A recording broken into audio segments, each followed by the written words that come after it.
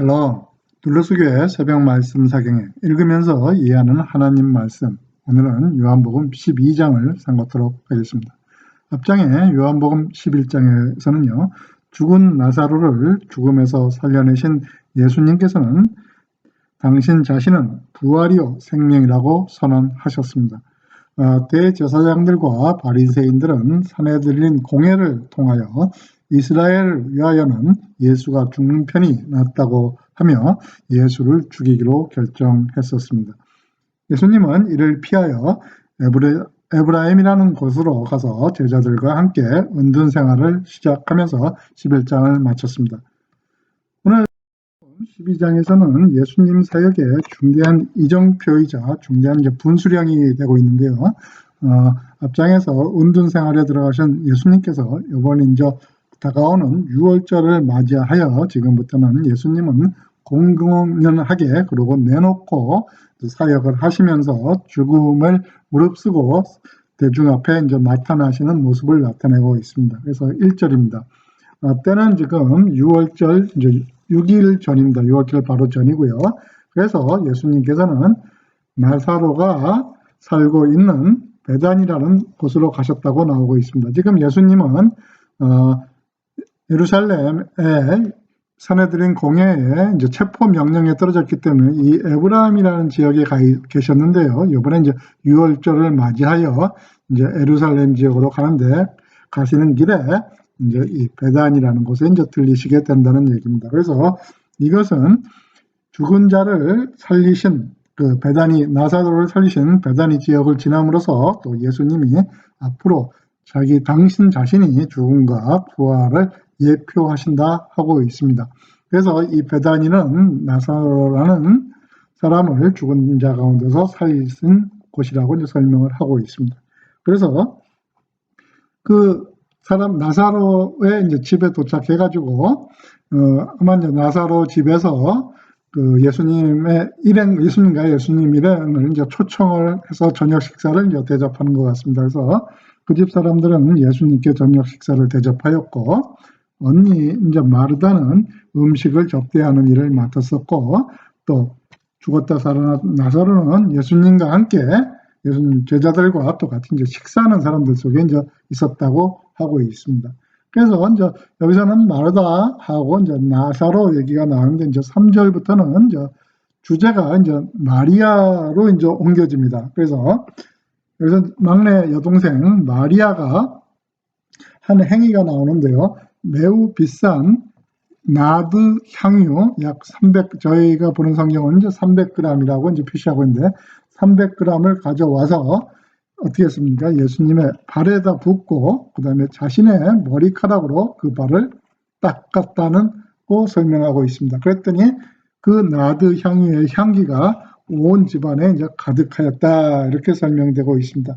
여기서 나드라는 건요, 나드 향유라는 것은 성경도 아주 비싼 향수다 이렇게 얘기가 되어 있고요.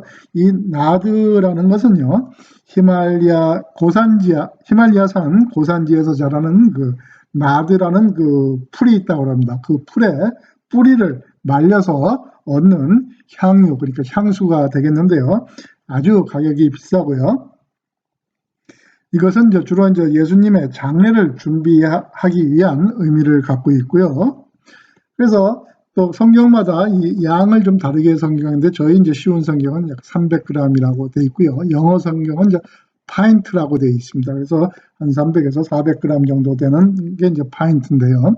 그리고 우리 개역개정 성경은 한 근 이런 정도로 표시되어 있습니다. 그랬더니 이 비싼 거를 예수님 발에 붓고 머리카락으로 닦았다고 나와 있습니다. 그래서 아마도 마리아는 그 오빠 나사로를 죽음에서 살리신 것에 대해서 감사함으로 이렇게 집에 오신 손님에 대해서 발을 씻겨 드렸는데 라고 생각할 수가 있고요. 또 두 번째로 마리아는 나사로가 또 죽음에서 살아남으로써 예수님을 진정으로 믿게 되고 또 그런 예수님을 믿음으로 인함으로써 물질이라든가 이 세상에 대한 것은 초연하게 되고 오직 예수님과 하늘나라만 바라보는 이제 믿음으로 좀 바뀌었다고, 승화됐다고 우리가 생각할 수 있습니다. 그랬더니 이런 행동을 마리아가 했더니 예수님의 제자 중에 한 사람인 가롯 사람, 가롯에서 태어난 유다라는 사람이 그곳에서 있었습니다. 그랬더니 그 유다는 나중에 예수님을 배반할 사람이었다. 이렇게 얘기하고 있습니다. 가롯 유다에 대해서는 제가 앞장에서 설명을 드렸습니다. 그래서 유다가 뭐라고 말했냐면 이 나드 향유를 팔아서 그 돈을 가난한 사람들에게 나누어 주는 것이 얼마나 좋지 않았겠는가, 나눠주는 게 훨씬 낫지 않았겠느냐 하는 얘기죠. 그래서 그 발을 씻는데 그 비싼 향유를 뿌려서 머리카락으로 해서 닦는 것보다는 그거를 돈으로 바꿔서 다른 사람, 가난한 사람들에게 주는 것이 훨씬 낫다라고 말을 한 겁니다. 그래서 이 향유의 가격을 지금 이제 얘기를 하죠. 300데나리온이라고 하고 있습니다. 그래서 여기서 1데나리온은 노동자 하루의 이제 품삯을 얘기하는데, 영어 성경은 1년치의 월급, 일반 성인의 월급이라고 이제 영어로 표시가 되어 있고요. 그렇게 이제 비싼 것이다 이렇게 얘기하고 있습니다. 그래서 우리가 300데나리온이라면은 뭐 어느 정도 감이 오지 않는데요. 요한복음 앞장에서 많이 나왔었던 오병이어로 성인 남자 5,000명, 그리고 총 여자나 아이들 위해서 2만 명을 먹이는 데 필요한 돈이 200데나리온이 든다고 하였습니다. 그런 걸 비교해 볼 때 이 300데나리온이라는 것은 엄청난 돈이라고 생각할 수 있습니다. 그러나 예수의 제자 이 유다가 정말로 가난한 사람을 도와주는 게 훨씬 낫다고 생각했기 때문에 이 말을 한 것은 아니라고 하고 있습니다. 그는 뭐랬죠? 도둑이라고 설명을 하고 있습니다. 도둑이었기 때문에 지금 이 말을 했다고 그러는데요. 유다가 예수님과 예수님의 12 제자 중에서 맡고 있는 직이 무엇입니까? 돈주머니를 관리하는 사람. 지금 같으면 재정을 담당하다든가 아니면 또 회계 정도가 되겠죠. 사람이었는데 종종 봉금해서 돈주머니에서 돈을 제 마음대로 갖다 쓰곤 꺼내 쓰곤 하였다. 이렇게 하고 있습니다. 그랬더니 이 말은 유다가 한 말은 그 예수님께 그 발을 씻겨드리려고 이렇게 비싼 향을 사서 한 것보다는 우리한테 그 돈을 300데나리온이나 되는 돈을 우리한테 헌금했으면 우리가 가난한 사람을 도와주지 않았겠냐 이렇게도 이제 생각이 할 수 있겠죠. 그러면 내가 그 돈 중에서 얼마를 내 사용으로 내 마음대로 쓸 수도 있었는데 뭐 이런 얘기로 들리고 있습니다. 이 말을 들은 예수님께서 이제 말씀하셨습니다. 이 여자가 하는 대로 그냥 놔둬라. 그 여자에 대해서 이제 책망을 한 것이 아니죠. 예수님께서도 그 돈을 그 300데나리온이나 되는 돈을 가난한 사람들에게 주는 게 훨씬 낫다고 생각하셨을 것입니다. 그러나 예수님께서는 뭐라고 얘기하셨죠? 마리아는 앞으로 있을 내 장래를 위하여, 여기서 이제 7일 날을 위해 준비해 놓은 것이라고 해서 그때 쓰려고 했던 식으로 우리가 이해할 수 있는데 그것은 아니고요. 내 장래를 예표하기 위해서 지금 이 행위를 하는 것이다 라고 이제 이렇게 말씀하셨습니다. 그래서 예수님께서는 가난한 사람들은 너희와 항상 함께 있겠지만은, 그렇기 때문에 너희가 나중에라도 가난한 사람들을 구제할 수 있지만은 나는 너희와 잠시 여기 있다와 나는 다시 내가 십자가에 매달려 죽고 부활해서 딴 데로 가야 하기 때문에 나는 너희와 항상 함께 있지 않을 것이다 라고 말씀하면서, 그래서 마리아는 나의 죽음을 예표하기 위해서 이 일을 한 것이다 라고 말씀하셨습니다.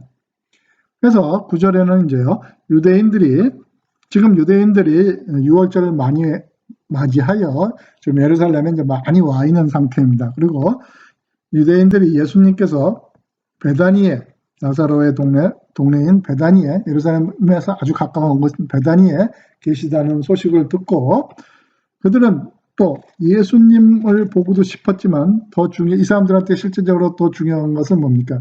죽었다 살아난 나사로도 보고 싶었다는 얘기입니다. 그래서 예수께서 살리신 나사로도 보고 예수님도 보고 싶어 큰 무리를 지어 베다니로 이제 왔다고 설명하고 있습니다.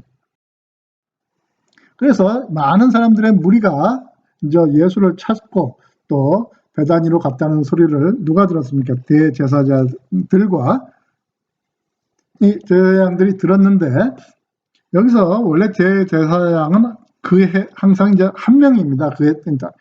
대제사장은. 근데 여기서 들이라고 한 것은 뭐 전직 대제사장들도 포함할 수가 있고요. 또 대제사장처럼 높은 가문에 있는 대제사장들의 또 그룹, 이렇게 표시를 할 수도 있기 때문에 복수로 표시를 했습니다.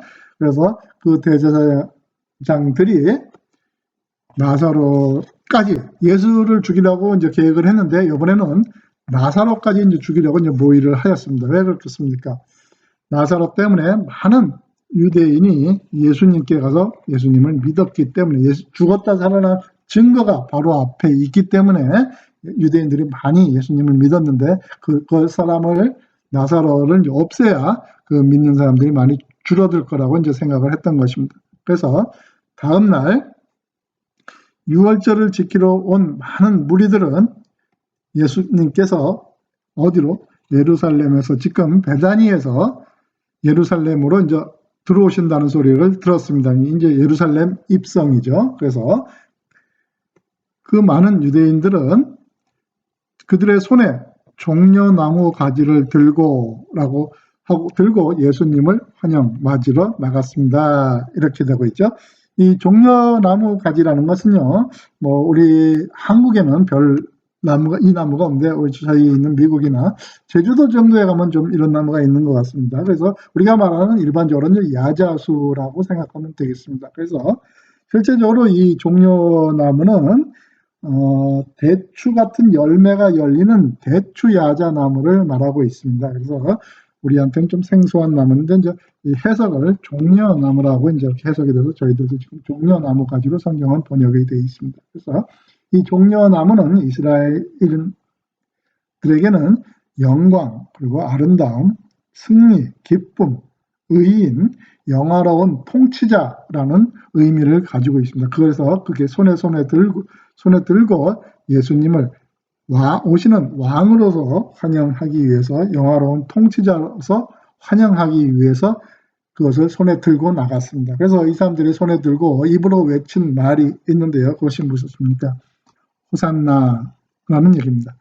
호산나라는 뜻은 이제 구원해 주십시오, 그 다음에 도와주십시오, 건전해 주십시오라는 뜻입니다. 그래서 이 호산나는요, 시편 118편에 이제 이 말이 나오는데, 지금 이 사람들이 이제 외친 말은 시편 118편과 또 스바냐 3장에 있는 말을 합쳐서 이렇게 얘기를 한 것입니다.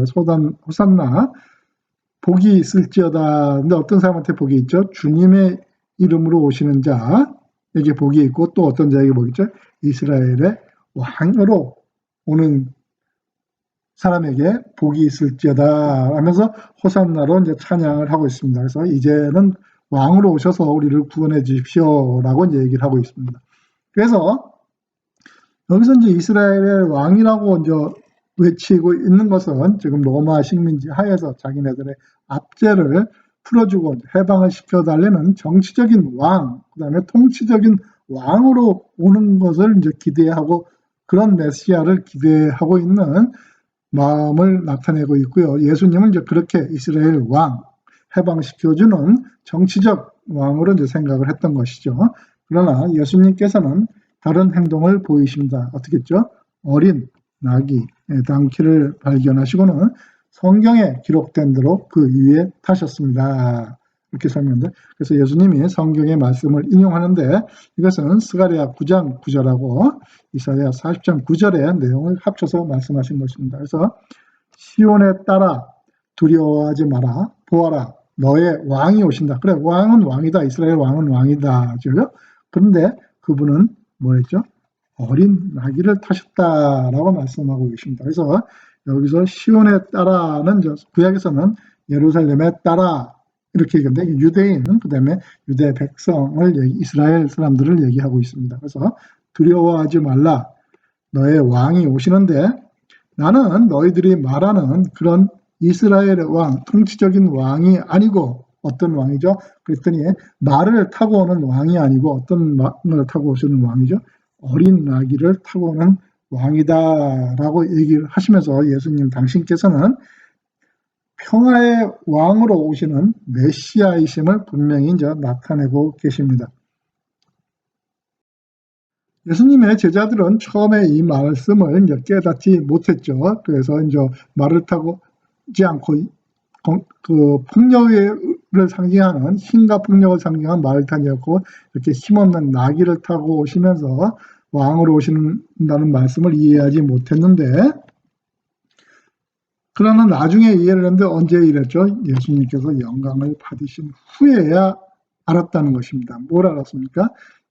그렇게 말씀하신 게 예수님 당신에 관해서 기록된 것이라는 것을, 또 사람들이 예수님께 이렇게 하였다는 것을 알게 되었다라고 하고 있습니다. 그래서 그 예수님의 기록된 것, 그 다음에 사람들이 예수님께 이렇게 행하였던 모든 것이 구약에 다 기록이 되어 있는 것을 예수님이 영광을 받으신 뒤, 요한복음에서 영광을 받으신 뒤라는 것은 예수님께서 우리를 위하여 죽으시고 십자가에 매달리신 후에 부활하신 것까지 얘기해서 영광을 받으신 뒤라고 항상 표시하고 있습니다. 그러고 나서야 예수님의 참뜻을 알았다 하고 있습니다. 그래서 이 얘기는 앞장에서 말한 예수님은 나 자신이 성전이다, 이 성전을 허물어라, 3일 만에 짓겠다라고 말씀하실 때도 이 말을 깨닫지 못했다고 했습니다. 그것과 똑같은 말입니다. 그때도 예수님께서 영광을 받으신 뒤에야 그 성전이 예수님을 위한 말이다라고 이제 알게 되었다는 것과 같은 말입니다. 그래서 예수님께서 나사로를 무덤 밖으로 불러내시고 살려내시고 그를 죽은 가운데서 다시 이제 불러내시고 살리실 때 그것을 본 예수님과 함께 있던 많은 군중들은 계속해서 예수님께서 행하신 일을, 이적을 증언하고 다녔다 하고 있습니다. 그래서 이처럼 많은 사람이 예수님께서 행하신 이 표적, 나사로를 살리신 표적에 대한 소문을 들었기 때문에 이제 손에 종려나무를 가지고 입으로는 호산나를 외치면서 예수님을 환영하러 나왔던 것이라고 하고 있습니다. 그래서 이런 모습을 본 바리새인들, 유대 당국자들, 권세에 있는 자들은 자기들끼리 이렇게 말했습니다. 보시다시피 당신들도 보는 것처럼 우리가 지금 예수를 잡아 죽이고 예수를 아무도 믿지 못하게 할 계획은 어느 것 하나도 성공을 거두지 못하고 다 실패했다 얘기하고 있습니다. 그래서 이 사람들이 과장적으로 얘기하죠. 세상이 어떤 세상입니까? 모든 세상이라고 이제 얘기를 하고 있습니다. 좀 과장된 표현이죠. 모든 세상이 저 사람을 따르고 있지 저 사람은 예수죠. 그러면서 이제 이 바리새인들이나 당국자들의 아주 위기감을 느끼는 위기감을 나타내고 있습니다. 그래서 온 세상이 저 사람을 저렇게 따르고 있는 걸 보니까 우리가 세운 계획은 전부 다 실패했다라고 말하고 있습니다.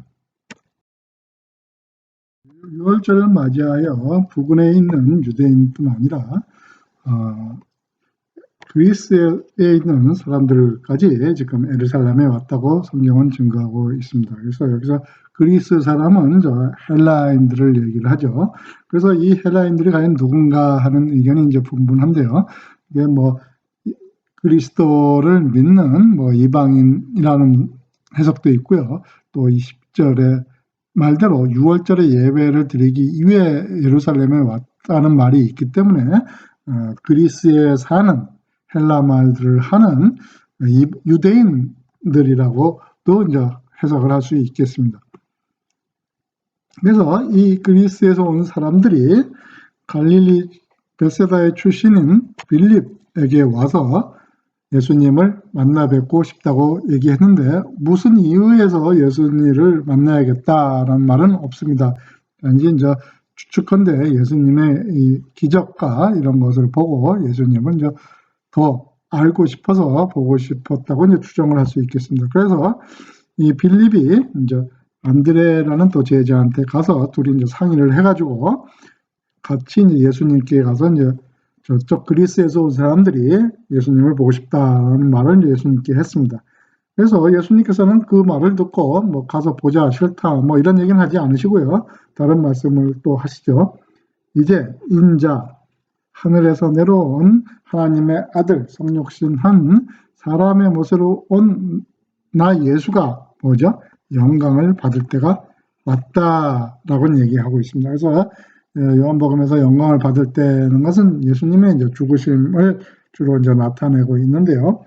23절에 그 인자가 영광을 받을 때가 왔다라는 말과 이전까지 예수님께서 인자가 영광을 받을 것이다라는 말에 이제 문자에 이제 시제적인 차이가 있습니다. 그 앞에 장까지 이 말씀을 하실 때는 전부 다 미래에 내가 영광을 받을 것이다라고 하셨지만 12장에서는 거기서부터는 이제 현재 이제 영광을 받을 때가 됐다라는 이제 그런 말씀을 현재 시제를 사용하셨습니다.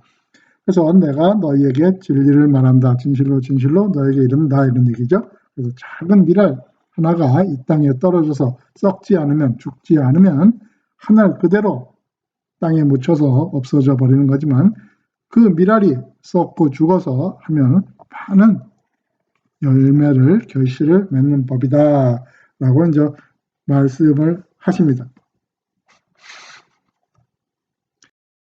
비유를 설명하신 예수님께서는 제자나 또 따르는 무리들에게 한 말씀을 더 하시는데요. 25절입니다. 자기 목숨을 사랑하는 사람과 목숨을 미워하는 사람을 이제 구분을 해가지고 둘의 다름을 나타내고 있습니다. 그래서 자기 목숨을 사랑하는 사람은 이 세상에 미련이 많고 이 세상의 즐거움과 낭만 추구하는 사람을 얘기하고 있습니다. 그 사람들은 목숨을 잃을 것입니다. 그렇지만 이 세상에서 자기 목숨을 미워하는 이 세상에 낙을 두지 않고 하늘나라에 낙을 두는 그러한 사람은 어떻게 하죠? 영원히 목숨을 보존할 것이라고 이제 약속을 해주십니다. 그래서 이렇게 영원히 목숨을 보존하는 사람이 나를 따르는 사람이고 나를 섬기는 사람인데 누구든지 나를 섬기려면 나를 위해서 내 말과 행동을 그대로 따르고 배우고 행하려고 그리고 나를 주인으로 섬기려는 자는 첫 번째 조건이 뭡니까? 나를 반드시 따라야 한다고 하고 있습니다. 예수는 따르지 않고 예수를 섬긴다는 것은 말이 안 된다는 얘기입니다. 그래서 나를 섬기려면 반드시 나를 따르라. 내가 있는 곳에 나를 섬기는 사람도 있을 것이고 또 나를 섬기는 사람이 누구죠? 나를 따르는 사람은 어떻게 하신답니까? 하나님 아버지 하나님께서 높이실 것이다. 누구를 높이죠? 나를 따르는 사람, 나를 섬기는 사람을 높이실 것이다. 이렇게 얘기하셨는데 우리가 지금 이거 한국말 성경으로 이것을 봤을 때는 아무 우리가 높이실 것이라는 거에 특별한 감흥을 못 느낍니다. 근데 이것은 원어적인 성격으로 뜻을 봤을 때는요, 이 높이신다는 것은 자식이 부모를 공경한다 때 사용하는 말입니다. 그렇기 때문에 자식이 아버지를 높인다 할 때 쓰는 말인데 지금 예수님께서는 하나님 아버지께서 우리를 자식의 아버지를 높인 것만큼이나 우리도 높여줄 것이라고 약속을 하는 것입니다. 어떤 사람한테요? 예수 하나님의 아들을 따르고 섬기는 사람한테 그렇게 약속을 해주시는 것입니다. 이렇게 말씀을 하신 후에 27절부터는 예수님의 이제 기도가 나옵니다. 예수님의 기도는 인자로 오신 지금 사람의 마음을 그대로 갖고 있는 예수님이기 때문에 기도의 첫 부분은 우리의 기도와 마찬가지로 우리의 어려움과 우리의 번민과 우리의 고뇌가 먼저 시작되고 있습니다. 그래서 예수님에서 고뇌와 번뇌는 무엇입니까? 내 마음이 무척 괴롭다는 것입니다. 왜 괴롭습니까? 이제 아버지의 때가 오는데 아버지의 때가 무슨 때입니까? 이제 아들인 예수께서 십자가에 달려 죽는 것이 아버지의 때이기 때문에 그 때를 벗어나게 해달라고 예수님은 이제 고뇌와 번민의 기도를 지금 드리고 있습니다. 그러나 곧 이제 아닙니다라고 이제 부정을 하면서 예수님이 이 세상에 오신 목적에 합당한 말을 하시는 거죠. 나는 이 일, 무슨 일입니까? 내가 십자가에 매달려 죽어 세상의 죄를 없애고 모든 사람을 구원하는 일 때문에 지금 이때 와 있는 것이다 하고 이제 말하고 있습니다. 그래서 아버지, 하나님 아버지, 아버지의 이름을 영화롭게 하소서라고 이제 기도를 했습니다. 이 말씀은 예수의 제자들이 예수님 보고 우리에게도 기도를 가르쳐 달라고 하셨을 때 주님이 가르쳐 주신 우리가 말하는 주기도문이라는 데서 나오는 기도와 상당히 흡사하죠. 아버지의 이름이 거룩히 여김을 받으시오며 라는 기도와 지금 아버지의 이름을 영화롭게 하소서라는 기도 내용이 같은 내용입니다. 이 기도를 마쳤을 때 하늘로부터 음성이 들렸는데 어떤 말씀이 들렸습니까? 첫 번째, 내가 이미 영화롭게 하였다 했고, 그렇지만 또다시 또 영화롭게 할 것이다 라는 소리가 들렸다고 하고 있습니다. 그래서 이미 영화롭게 하였다는 것은 예를 들어서 앞장에 죽은 나사로를 살림으로써 하나님의 아들이로 표적을 나타내셔 그것이 사람들에게 하나님의 아들과 또 많은 사람이 그를 메시아로 믿고 따르는 영화를 주었고, 또 두 번째 영화는 죽음의 십자가에 매달리신 후에 죽음으로써 장사한 지 또 사흘 만에 부활하셔 하나님의 옆에 같이 계시는 것을 통한 두 번째 영화롭게 할 것이라고 이제 말씀하고 계십니다. 이 말을 사람들이 다 같이 들었는데, 어떤 사람들은 그 천둥소리와 같았다고 들었고, 어떤 사람들은 천사가 예수께 말한 것이라고 이제 말하는 두 종류의 사람들이 있었습니다. 그리고 예수님께서 이제 이렇게 이제 대답하셨죠. 뭐라고 대답하셨죠? 지금 나는 너희들이 말하는 천둥소리와 천사가 말하는 이 소리라는 것은 나 자신 예수를 위해서 하나님께서 해주신 게 아니고 너희들을 위해서 들려준 것이다 라는 것이죠. 너희들 위해서 내가 하나님의 아들로서 너희를 위하여 십자가에 죽으시고 다 이런 것을 나타나기 위해서 하나님께서 나한테 들려주신 것을 너희들이 들은 거다 이렇게 말씀하십니다. 그래서 이제 이 세상, 성경에서 이 세상은 항상 우리가 살고 있는 죄 많은 죄악된 세상을 얘기하고 있습니다. 그래서 이 세상을 어떻게 하죠? 죄 많은 세상을 심판할 때가 되었고 이제 이 세상의 통치자가 쫓겨날 것이다 이렇게 되어 있습니다. 그래서 이것만 보면은 이 세상의 통치자가 쫓겨난다는 것은 또 유대인들이 오해하기 쉬운 것은 그러면 로마의 황제가 없어지고 로마에서 온 다스리는 자들이 다 쫓겨나고 우리가 독립을 한다라고 이제 이렇게 이해할 수도 있지만 이 말씀은 주님께서 죽으시고 모든 죄를 사함으로 인해서 이 세상에서 왕노릇하던 죄가 이제 심판을 통해서 없어지고 쫓겨지면서 이 세상에서 더 이상 사망이 왕노릇하지 않는다는 그런 의미를 말씀하십니다. 그래서 이 세상의 통치자가 쫓겨날 것이다. 그래서 죄가 없어지고 모든 사람이 구원을 받게 된다. 이 말씀을 하시는 것입니다. 내가 땅에서 들려 올라가게 되면 십자가에서 죽으시고 부활하게 되면 나는 믿는 사람들 모든 사람들을 믿게 하여 그래서 이방인이나 또 유대인이나 가리지 않고 모든 사람을 내게로 어떻게 해요? 이끌어 갈 것이다. 고 말씀하시고 계십니다. 그래서 예수님께서 이 말씀을 하신 것은 당신께서 어떤 식으로 죽으실 것인가를 미리 알려 보이려는 것이었다라고 어떤 걸로 죽으신다고 얘기를 했습니까? 땅에서 들려 올라가게 된다라는 식으로 이제 얘기를 하신 것이죠. 그래서 그 말을 듣던 많은 사람들은 이 말을 듣고 이렇게 반문을 했습니다. 우리가 믿고 따르는 그 율법에서 그리스도 메시아가 영원히 계실 것이라고 들었다. 그렇게 배워왔다고 말씀했습니다. 그런데 당신은 어떻게 해서 인자가 들려 십자가에 매달려서 죽어야 한다고 말씀하십니까? 라고 하고 있죠. 그러니 당신이 말씀하시는 지금 이 인자라는 것은 도대체 어떤 인자를 말하는 것입니까? 라고 이제 사람들이 예수님께 말씀을 한 것입니다. 그래서 이 사람들은 율법에서 배워서 알고 있는 그리스도는 항상 자신의 옆에 와서 가지 않고 계실 자기들을 구원하는 사람이라고 하는데 지금 예수님은 들려서 올라간다고, 죽어서 올라간다고 얘기하기 때문에 도대체 인자란 것이 당신은 어떤 인자냐 얘기를 물어보는 것입니다. 그리고 예수님은 이제 대답을 하셨는데, 예수님은 항상 본인을 뭐라고 선언하셨죠? 빛이라고 선언했죠. 빛이 내가 잠시만 너희와 함께 있을 것이다 라고 하셨죠. 그래서 그 후에는 내가 죽어서 빛이 없어진다고 말씀하셨고요. 빛이 내가 있을 때 너희들이 다니면 너희는 나는 빛이기 때문에 어둠에 사로잡히지 않을 것이다. 실족하지 않을 것이다. 넘어지지 않을 것이다 하고 있죠. 그래서 어둠 속에 내가 없는, 빛이 없는 세상에서 너희들이 행동하고 살아가는 것은 자기가 어디로 가는지 모르는 것과 마찬가지다. 무엇을 위해서 하는 건지도 모르는 것과 마찬가지다 라고 이제 말씀하셨습니다. 그래서 빛이 너희에게 있을 동안, 내가 있는 동안에 나 말씀이시고 하나님의 아들이고 빛은 나를 믿어라 라고 얘기하시죠. 그러면 너희는 뭐가 되죠?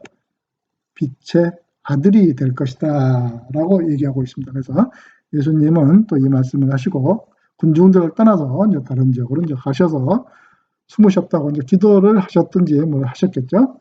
예수님께서 이 모든 표적을, 이 많은 표적들을 지금 12장의 성표적이 일어나지 않죠. 1장서부터 12장까지 했던 모든 표적들을 많은 사람들 앞에서 행하셨지만 여전히 사람들은 예수님을 어떻게 하죠? 믿으려 하지 않았습니다. 그 수많은 요한복음에서 나온 7가지 표적과 또 기록 안 된 표적들, 또 구약에서 나온 모든 표적들이 다 사람들을 봤지만은 또 예를 들어 구약에서 하나님이라든가 신약의 예수님이 자체를 그 앞에서는 믿었지만 또 돌아서면 잊어먹고 또 믿으려 하지 않았다는 것을 지적하고 있고, 또 이것은 오늘날 우리 교회 생활을 하는, 신자 생활을 하는 우리한테도 주는 좋은 경고감이 되겠습니다. 그래서 이것은 왜 예수님을 믿으려 하지 않았냐라는 것을 또 설명하시는데, 이것은 예수님의 능력이 부족하고 표적이 부족하고 예수님을 안 믿었던 것이 아니고, 이것은 벌써 구약의 성경에 예정되어 있는, 기록되어 있는 것이고 그것을 이루어지게 하기 위한 것이었다, 이렇게 증명하고 예수님이 이제 말씀을 하신 것이죠. 이것은 구약의 이사야 예언자가 이사야 53장에서 이런 말을 했습니다. 주님이시여, 우리가 전한 것을 누가 믿었습니까? 우리가 전한 말씀을 누가 믿었고, 주님의 능력이, 주님의 이적과 기적이 누구에게서 나타났습니까? 하나님께 로부터 나타난 것인데, 아무도 우리가 말씀을 전하고 나의 능력을 나타내서 이적을 보여도 아무도 내가 하나님의 아들이고 이 일이 하나님을 통해서 이루어지는 것이라는 것을 아무도 안 믿는다는 것을 지금 이제 이사야 53장에 기록을 하고 있고요. 이런 이유 때문에 사람들은 믿지 않는 것이다 라고, 성경을 말씀이 이루어지기 위해서 믿지 않는 것이다 라고 하고 있고, 이것은 어쩌면 또 하나님의 계획이고 하나님이 일으키시는 일이라고도 할 수가 있겠습니다. 그러면서 다시 이사야 예언자는 이렇게 또 말했습니다. 이사야 6장에는 왜 그 사람들이 안 믿고 하냐를 설명을 하고 있는데요. 주님께서 그들의 눈을 멀게 하셨고 또 마음을 완고하게 하셔가지고 어떻게 했습니까?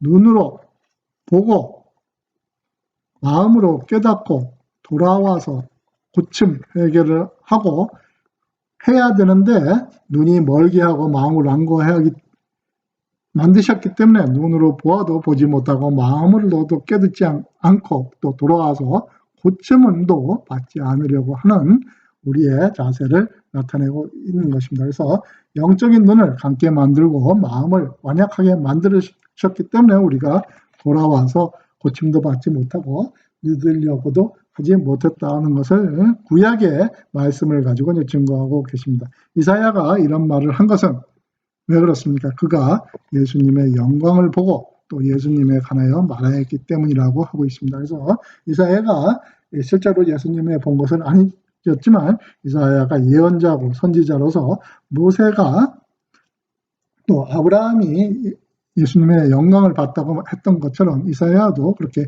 예수님의 영광을 알 수 있었고, 또 이사야가 쓴 모든 성경의 말이 다 누구에게는 쓴 말이라고 앞에서 다 얘기했었죠. 예수님에 관하여 쓴 말이었기 때문에 이사야가 이렇게 말한 것이다 라고 하고 있습니다. 그러나 동시에 많은 사람들이 안 믿었음에도 불구하고 지도자들은 누굽니까? 뭐 공예 사람들 되겠고 바리새인 사람들도 되겠고 이런 사람들, 장로들도 되겠습니다. 이런 사람들 중에서 예수를 믿는 사람이 생겨나기 시작했습니다. 예를 들어서 그 밤에 찾아온 니고데모 같은 사람이 이제 한 예가 되겠죠. 하지만 그들은 바리새인들이 무서워서 예수를 믿는다는 고백까지는 하지 못하고 혼자 마음속으로만 몰래 이제 믿게 되었다는 것입니다. 왜 바리새인들이 무서웠냐 하면은 바리새인들은 예수를 믿는 사람은 모두 그 땅에서 유대인 사회에서 쫓아내기로 결정하였기 때문에 그 회당 유대인들의 당국자들이 유대인으로 인정 안 하고 쫓겨날까봐 두려워했다고 하고 있습니다. 그래서 그런 사람들은 어떻습니까? 사람에게 칭찬을 받는 것을 하나님께 칭찬받는 것보다 더 좋아했습니다. 우리의 삶과 비슷하죠. 우리가 지금 이웃에 또 다른 사람들에게 칭찬받는 것을 좋아하고 또 이 세상의 금전과 그 다음에 이 사람의 건강과 이 사람의 영화 같은 것에는 관심받고 칭찬받는 것을 더 좋아하지만 우리가 하나님 나라에 대한 꿈이라든가 또 하나님으로부터 받을 칭찬 같은 것은 우리는 소홀히 하고 있습니다. 그래서 우리와 마찬가지로 그들도 사람에게 칭찬받는 것을 더 좋아했다고 하고 있습니다.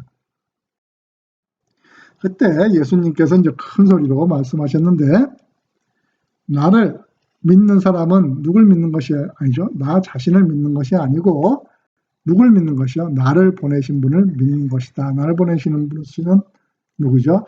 예, 하나님을 믿는 것이다. 결론은 뭡니까? 나를 믿는 사람은 누굴 믿는다는 겁니까? 하나님을 믿는다는 것입니다. 또 나를 눈으로 보는 사람은 누굴 본다고 하는 것이죠? 나를 보내신 분, 하나님을 보는 것과 마찬가지다 하고 또 하나님과 나는 하나다라는 얘기를 지금 하시는 것입니다. 그래서 나는 세상에 뭐로 왔죠? 빛으로 왔는데 나를 믿는 사람은 누구든지 어둠 속에 사망 속에 죄 속에 머물러 있지 않을 것이다 라고 하고 있습니다. 내 말을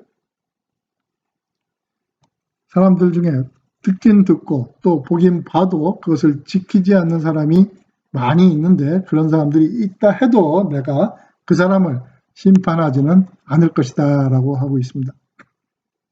왜 그렇습니까? 지금 인자로서 오신 예수님 오신 목적은 심판이 아니고 나는 지금 세상을 심판하기 위해서가 아니고 뭘 하기 위해서 오신 거죠?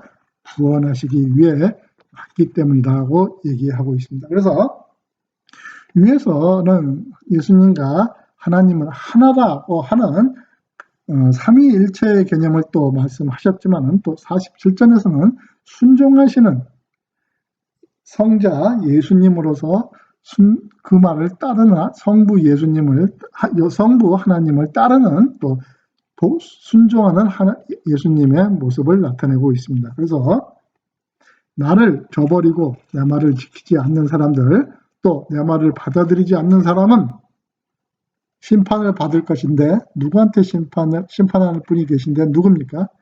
하나님한테 심판을 받을 것이고 내가 한 이 말이 마지막 날에 나를 저버리고 내 말을 듣지 않는 사람들을 심판할 거라고 하고 있습니다. 그래서 내가 지금 한 이 말은 내 스스로 한 말이 아니고 하나님 아버지의 명령이라는 것입니다. 그래서 지금까지 했던 모든 말들이 나를 보내신 하나님 아버지께서 내가 무슨 말을 어떻게 해야 되고 무슨 행동을 해야 될지 또 어떻게 말해야 될지도 되게 명령하셨다고 하고 있습니다. 그리고 나는 하나님 아버지께서 하신 명령이 뭐라는 거죠? 영생에 대한 것이라는 것을 안다 이거죠. 영생을 주기 위해서 어떻게 하라는 모든 것이 다 영생을 주기 위한 하나님의 명령이라는 것입니다. 그러므로 내가 말하는 것은 무엇이든지 아버지께서 말하라고 내게 그렇게 말하라고 지시하신 명령하신 말씀이라고 하신 것입니다. 그 명령은 무엇입니까?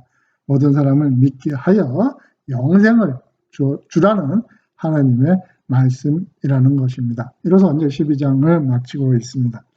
24장 25절을 저희가 한번 더 봤으면 좋겠습니다. 그래서 미랄이 하늘의 미랄이 땅에 떨어져 썩지 않으면 죽지 않으면 하늘 그대로 그냥 남아 있지만 죽으면 많은 열매를 맺는 법이다 라고 하고 있고요. 그래서 이제 우리가 이제 예수님의 제자된 사람들로서 우리한테 주시는 말씀을 우리가 잘 이 말씀으로 우리한테 이제 새겨야 할 것 같습니다. 그래서 자기 목숨을 사랑하는 사람은 목숨을 잃을 것이지만 그래서 이 세상만 사랑하는 사람은 하늘나라에 가지 못하지만 뭐 이런 뜻으로 생각할 수도 있고요. 또 이 세상에서 자기의 목숨을 미워하는 이 세상의 낙과 이 세상의 모든 것에 대한 것을 하찮게 여기고 오직 하늘나라를 사랑하는 그러한 사람은 어떻게 되죠? 영원히 목숨을 보존할 것이라고 말씀하셔서 오늘날 믿는 우리들에게 주시는 귀한 말씀이라고 할 수 있겠습니다.